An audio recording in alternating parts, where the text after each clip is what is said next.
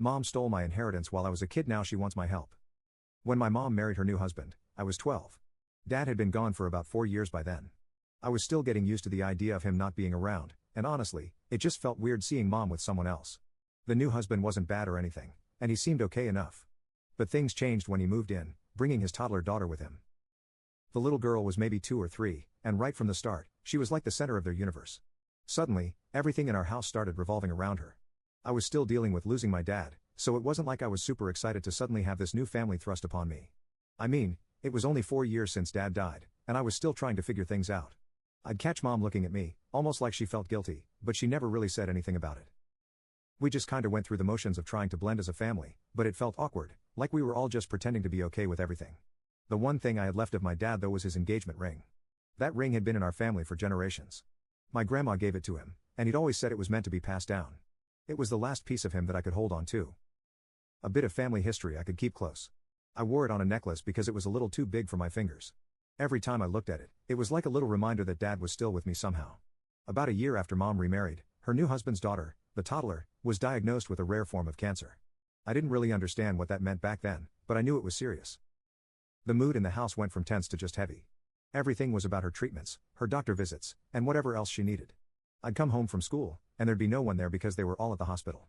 I'd eat alone most nights, hearing the quietness of the house and just feeling more and more like an outsider. Then came the day when Mom sat me down in the living room with that serious look on her face. She told me they'd found an experimental treatment that might help the girl, but it wasn't available nearby. They'd have to stay somewhere else for a few months, and the costs were insane. Her new husband's family wasn't in the picture, and they didn't have much savings. So they were looking for other ways to pay for it. She looked at me all serious and asked if we could sell Dad's engagement ring. I didn't understand at first. Like, what did that have to do with anything? That ring was mine, left to me in his will. It wasn't just some fancy jewelry to sell whenever. It was like the only thing I had left of him. When I told her that, she sighed, then said something like, "This treatment could save her life. It's not like it's just for fun or something." And I remembered just sitting there staring at her, wondering if she really thought it was okay to just take that away from me. She tried to say it was for a greater good, that it was about saving a life. And, I mean, yeah, I get that, but I was just a kid myself, barely 13, and she was asking me to give up the one thing that still connected me to my dad. I didn't know how to explain that to her without sounding selfish, which is exactly what she called me when I tried. I told her I wouldn't forgive her if she sold it, that she'd be taking something away from me that I could never get back. But she didn't listen. The next thing I knew, the ring was gone, sold off for $14,000. $14,000 was all it took for her to sell away the last thing I had of my dad. She tried to talk to me about it later, but I wouldn't hear it. To me, it was like she'd just stolen something that didn't belong to her, something that meant way more to me than she'd ever understand. After that, things got weird between us. I pulled away from her, started keeping to myself more. I'd see her with her new family, with her husband and his daughter, and it was like watching her live this new life that didn't include me. Every time I looked at her, I felt this anger building up inside me. I'd catch myself wanting to scream at her to tell her how much I hated her for what she did, but I held it in. I figured it didn't matter. She'd made her choice. For a while, I just tried to focus on school and friends, anything to distract myself. But that feeling of betrayal didn't go away. I'd come home every day, see them all together, and feel like an outsider in my own house. She'd already chosen her new family over me, and that ring was just the final proof of it. Even when they'd go off for her treatments and leave me home alone, it wasn't like I felt relieved. I was just there in this house full of memories that didn't mean anything to anyone else. I stopped talking to her about anything important. If she asked about school, I'd just give short answers. When she'd try to make plans to do something together, I'd brush her off, pretending I was busy or didn't feel like it. Part of me hoped she'd notice, that she'd realize what she'd done and apologize, but she never did. She'd just keep trying to make it work, acting like nothing was wrong. By the time I was getting close to 18, I was already planning my escape. I knew I couldn't stay in that house any longer. Every time I thought about how she'd sold Dad's ring, it felt like a fresh wound, like she'd chosen her new family's needs over my right to have something that connected me to him. I started saving every little bit I could, planning my exit. I wanted out of there, far away from a place that didn't feel like home anymore. I guess some people might say I was overreacting, but when you're 13 and someone takes something so important from you, it messes with your head. It's not just about the ring itself. It's about what it stood for. That ring was my link to a family I'd lost. A memory of a dad I could barely remember clearly. Losing it felt like losing him all over again, and no one understood that, especially not my mom. The years after my mom sold the ring were strange. I thought maybe I'd get used to it. Like, eventually, I'd be able to let it go and move on, but that just didn't happen. If anything, the anger and resentment kept building up. Every time I looked at my mom, I'd just see the person who chose someone else's kid over her own, who took the one thing left of my dad and gave it away like it was nothing. And it didn't help that in those years, I felt like I was just there, a shadow in their new family. I figured out pretty quick that I couldn't depend on her for support or really anything. There were days I'd come home, and they wouldn't even be there. They'd be off at a hospital visit or staying with friends near the treatment center, leaving me alone to fend for myself. They tried to set me up with meals and stuff, like they'd leave frozen dinners in the freezer or sometimes ask a neighbor to check in on me, but it always felt like an afterthought. Like, they had their priorities, and I just wasn't one of them. And let me tell you, it was hard to shake off that feeling of being forgotten. I'd sit in that quiet house knowing they were out there trying to save her, and I'd just get angrier. Angry that they'd left me to take care of myself, angry that mom didn't seem to care. And mostly angry that this was supposed to be my home. But it didn't feel like one. It was like I was a stranger under my own roof. I decided pretty early on that I was getting out of there as soon as I could. I started working part-time jobs, saving up whatever I could. I mowed lawns, babysat, and eventually worked at a grocery store after school and on weekends. It wasn't much, but it was something. My plan was simple. Hit 18, save up enough, and get out. I didn't want any more reminders of what I'd lost or what she'd done. When I hit my senior year, things got even more strained. My mom would occasionally try to have these mother-daughter talks where she'd tell me how proud she was of me, how she knew I was going to do great things. But at that point, it just sounded like empty words. I wasn't some little kid anymore, and she couldn't just patch things up with a few "I'm proud of you" comments. And she never once apologized or admitted she'd messed up. I kept waiting, hoping that maybe she'd say she was sorry, that she'd see the damage she'd done. But she never did. It was like she thought it was all fine now. Like she just moved on from everything, so I should too. I remember one day she tried to talk to me about college. She asked if I'd thought about where I wanted to go or what I wanted to study. I shrugged her off, told her I didn't know yet. The truth was, I didn't want to talk to her about my future because, in my mind, she wasn't really part of it. I was planning to move out, start my life on my own terms, and I didn't want her involved. I'd been on my own for so long. I'd learned how to be independent, and the thought of her trying to play mom now just felt insulting. As graduation got closer, the tension between us was at an all-time high. She kept trying to act like everything was normal, like we were just a regular mother and daughter dealing with typical teen parent issues, but we weren't, not by a long shot. I couldn't even look at her without feeling that same flash of anger. And I think she knew it because she'd look at me sometimes with this sad, almost defeated expression, like she knew she'd lost something but couldn't figure out what. I saved every penny I could from my jobs, determined to leave as soon as I could. I didn't care where I'd go, just that it would be somewhere I could finally breathe, somewhere I didn't have to keep living in this strange shadow of a family. The closer I got to 18, the more restless I felt, like I was counting down the days until I'd be free.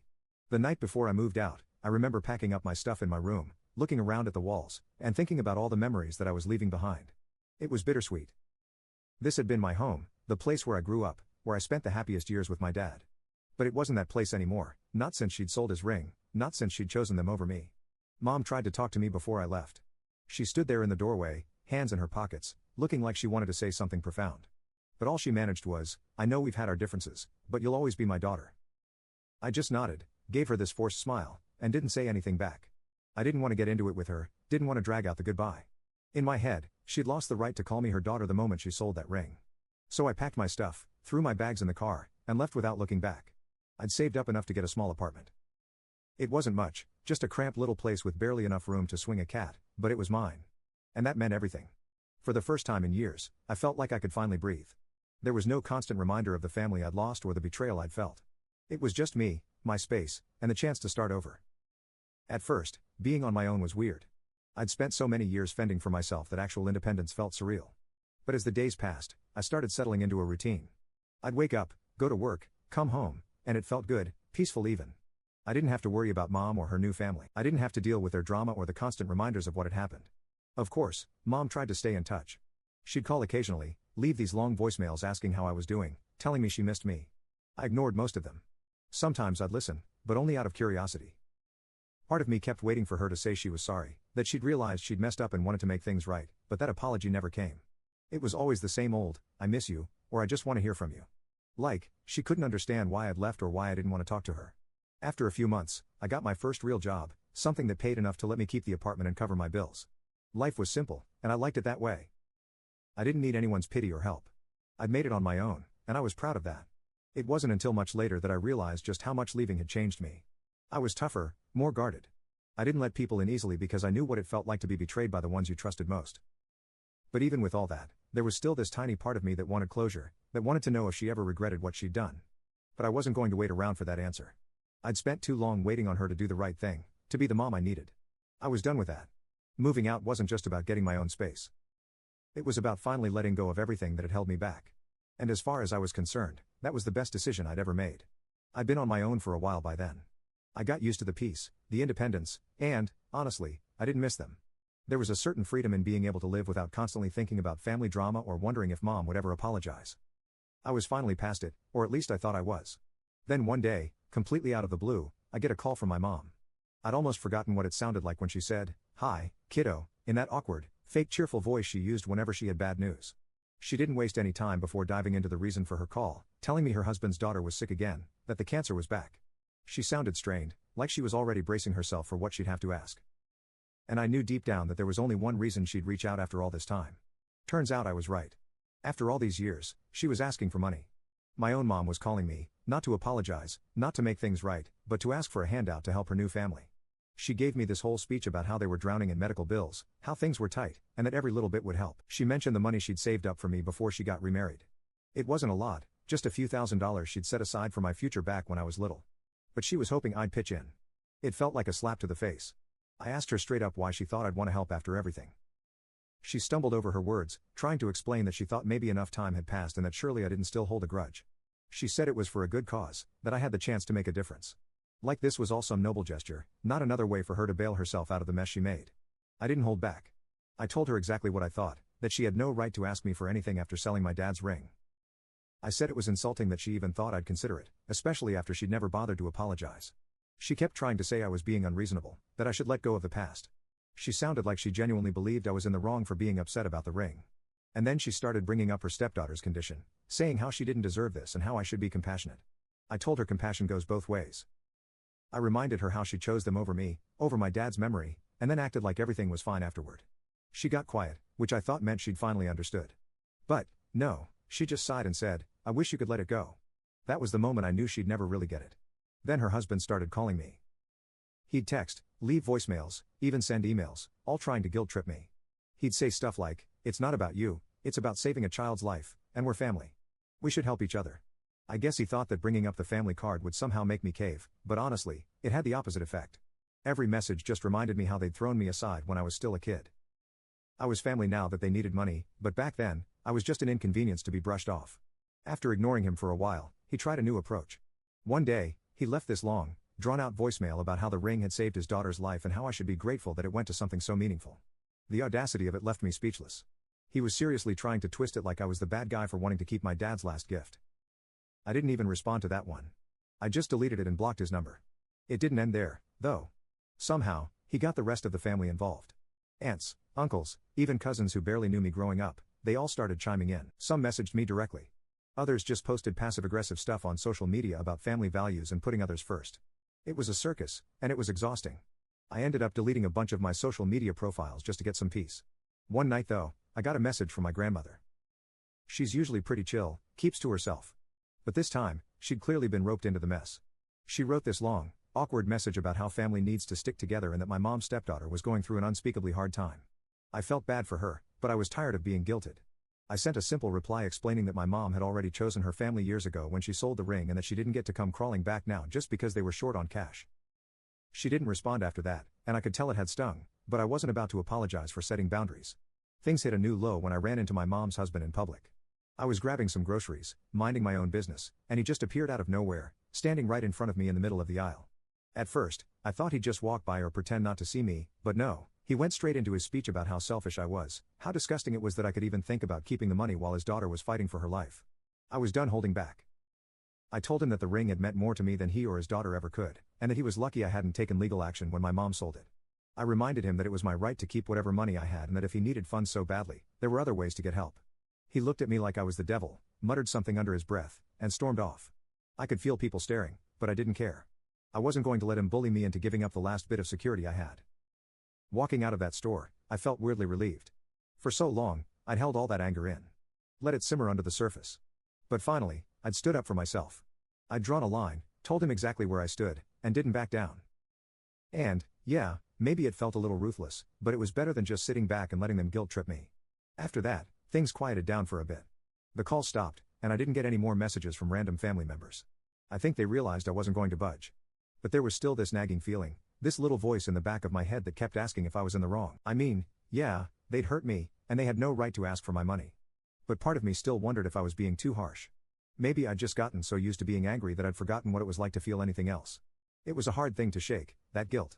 Even though I knew I hadn't done anything wrong, I still couldn't help questioning myself. That's the thing about family. They know exactly where to hit you, where it'll hurt the most. And even when you're standing up for yourself, there's this part of you that wonders if they're right. But in the end, I had to remind myself that I'd spent years putting up with their choices, their disregard for my feelings, and I wasn't going to let them pull me back in. I'd finally started to build a life for myself, and I wasn't about to let them tear that down just because they didn't like my answer. So I stuck to my guns, blocked them again, and moved on. At least, that's what I kept telling myself I was doing. After the grocery store confrontation with my mom's husband, I thought things might finally calm down. I told him straight up how I felt, and I figured that maybe, just maybe, they'd get the message and leave me alone. But if anything, things only got worse. Within a few days, it was like the whole extended family had decided to form some kind of intervention. Everyone suddenly had an opinion on what I should do and how I needed to make things right. I'd see these random texts from family members I hadn't heard from in years, all talking about how family helps family. A few of them went on about how unforgiving I was being and that grudges only poison the person holding them. It felt like they were reading from the same script, probably fed by my mom or her husband. It was like they turned me into the villain, the person who was too cold-hearted to help a sick child, which wasn't even close to the truth. The worst part was when they started tagging me in posts on social media. I'd see these guilt-trippy quotes on my feed, like, "When we're gone, all we have is family," or "A heart that forgives is a heart that heals." I'd roll my eyes so hard I could practically see my own brain. Eventually, I decided to delete a bunch of them. I didn't need that kind of pressure or manipulation. But, of course, that led to more drama with people messaging me saying stuff like, "How could you delete me? You're acting like a stranger to your own family." It got so ridiculous that I just started ignoring everything, but they kept pushing. A few days later, I got a long email from my mom's sister, who I barely spoke to even before all this. She wrote about how family was all we had in this world and that I should show some compassion. She actually had the nerve to tell me that I was too young to understand, as if I hadn't lived through my own experience and had my own feelings about it. It was like no one could see my side, like I was just supposed to put aside years of hurt and betrayal because they suddenly decided it was convenient. But the thing that really set me off was a group message from my mom's parents. My grandparents were always a little distant with me, mostly because they'd been close to my mom's husband from the beginning and thought he'd breathed new life into her after my dad passed away. They basically saw him as a savior and acted like his daughter was just as much their granddaughter as I was. But in this message, they took it a step further. They wrote about how they understood that I was still hurt, but that I needed to let go of the past. They talked about how my mom's stepdaughter was like family and how as her older sibling, I had a responsibility to support her during this hard time. They finished it off by saying, "We know your dad would want you to do the right thing." That was it for me. That last line about my dad was like a punch to the gut. Here they were, using my dad's memory, something they barely respected in the first place, to try to guilt me into giving them money. I remember just staring at the screen, feeling this mix of rage and sadness. It was like they didn't just take away the last piece of him when they sold the ring. Now they were dragging his memory into this mess just to make me feel guilty. I sat down that night and wrote out a response. I wasn't going to keep quiet anymore. I told them that they had no right to bring my dad into this, that they had no idea what he would have wanted because they barely acknowledged him after he was gone. I reminded them that the ring had been mine and mine alone, and that my mom had no right to sell it. I laid it all out, the hurt, the betrayal, everything. And I told them that if they didn't respect my decision to stay out of their mess, I'd have no choice but to cut contact. I hit send and just sat there feeling this weird sense of relief. I didn't know how they'd respond, but I didn't care. For the first time, I'd actually told them how I felt instead of bottling it up. But, of course, the fallout came almost immediately. First, my grandma sent this half-hearted apology saying she was sorry I felt that way, which is the kind of non-apology that basically means, "Sorry you're upset, but I'm not changing anything." Then, one by one, family members started dropping like flies. People blocked me, unfriended me, and my phone got quieter. I wasn't going to lie, it hurt. But it was also like a weight lifting off my shoulders. I didn't have to keep defending myself or dealing with the constant manipulation. Then my mom showed up at my door. I hadn't seen her in months, maybe a year by that point. I wasn't expecting it. So when I opened the door and saw her standing there, I froze. She looked older, more worn down, like all the drama had taken a toll on her. But the second she opened her mouth, I knew she hadn't come to make things right. "I thought you'd at least have the decency to talk to me face to face," she said, looking around like she didn't really want to be there. I crossed my arms, leaning against the door frame. "Talk about what? You made your choice a long time ago," she sighed like I was the one being unreasonable. "I'm doing everything I can to help your sister," she said. That word, sister, made my blood boil. I told her flat out that she wasn't my sister, that she was her husband's daughter, and nothing more. She looked at me like I'd slapped her, but I wasn't about to back down. After all this time, I wasn't going to let her rewrite history just because it suited her. "Why can't you just let it go?" she asked, shaking her head. "You're holding on to a grudge over a ring." "It wasn't just a ring," I snapped. "It was Dad's ring, and you sold it like it was nothing. And now you're coming back for more, acting like I owe you something." We stood there in silence for what felt like forever. Finally, she just looked down, sighed, and said, "You're not the person I raised." I laughed at that, a short bitter laugh. "No. I'm not. I'm the person you ignored for years while you built a new life with your new family. And now that it's falling apart, you're looking to me to fix it. I'm done, Mom. I'm done being your backup plan." Without another word, I stepped back, closed the door, and locked it. I watched from the window as she just stood there for a minute, looking lost, like she couldn't believe what had just happened.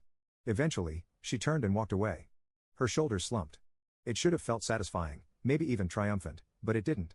It just felt final. I sat down in my apartment feeling this strange mix of relief and sadness. It was like a chapter of my life had just ended, and I wasn't sure what would come next. But I knew one thing. I wasn't going to let her or anyone else guilt me into being part of their drama again. I'd fought too hard to get to where I was, and I wasn't about to let them drag me back down. For the first time, I actually felt free. I wasn't tangled up in their expectations or guilt trips anymore. I could just focus on myself, on moving forward. And while part of me would probably always wish things had been different, I knew I'd made the right choice. After shutting the door on my mom, it was like everything finally fell into place. For the first time in years, I didn't have that constant feeling of waiting for something, some apology or acknowledgement that was never going to come. I told her exactly how I felt, let it all out, and ended it on my own terms. And for the first time, I was genuinely done. The silence that followed was almost unsettling at first. After all the calls, messages, and guilt trips, I'd gotten used to the constant background noise of family drama. But now there was just peace. No random phone calls. No passive-aggressive social media posts from distant relatives. No one telling me how I was supposed to feel. Just me, my little apartment, and the life I'd built for myself. Of course, even with all that freedom, the doubts crept in sometimes. It's hard to walk away from people you've known your whole life no matter how much pain they caused. I'd think back to holidays or random weekends, the times my mom would actually be around, and I'd get hit with that weird feeling of nostalgia mixed with regret. But then I'd remember the last few years, the constant betrayal, and I'd snap out of it. I'd remind myself that I didn't need them to be happy. Work helped a lot. I threw myself into my job, put in the hours, and tried to build something for myself. And as time went on, I started making new friends, people who had no idea about all the drama and didn't look at me like I was the estranged daughter or the girl with family issues. It was refreshing, and it felt like I could finally move on without the weight of my past hanging over me. About a month after my last confrontation with my mom, I got a message from my aunt, one of the few people who hadn't picked a side in the whole mess. She'd always been a bit of a neutral party, someone who'd send a quick text on my birthday or check in every now and then, but never too involved. She said she just wanted to make sure I was doing all right, especially after all the family stuff. Part of me wanted to ignore it. Just let sleeping dogs lie. But another part of me was curious. So I messaged her back, keeping it casual.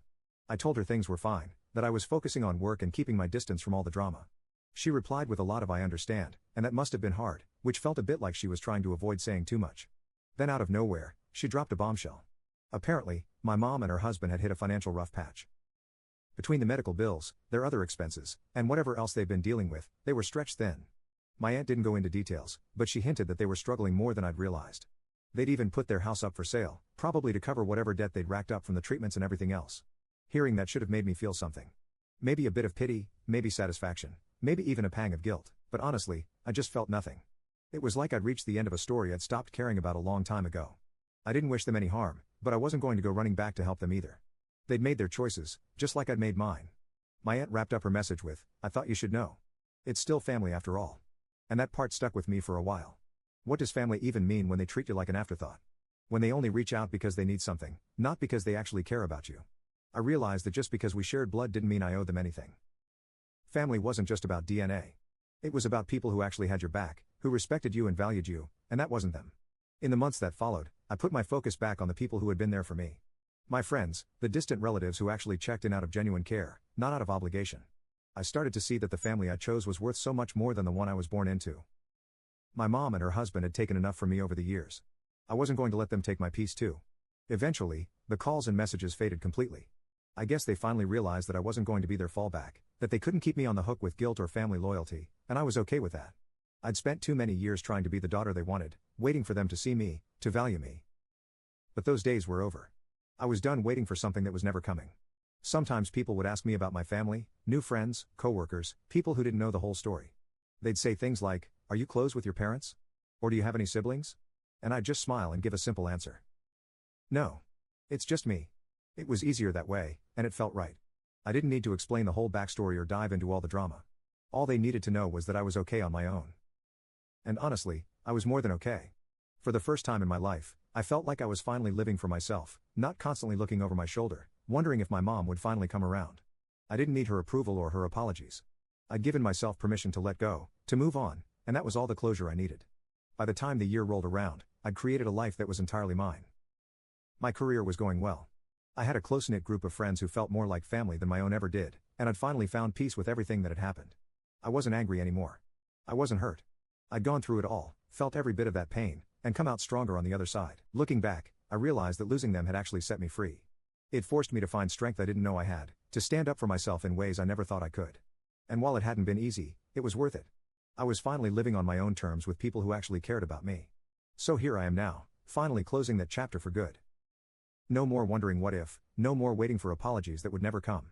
Just me, living my life, free from all the weight I'd carried for so long. I may not have the family I once imagined, but I have a life I can be proud of, and that's enough for me.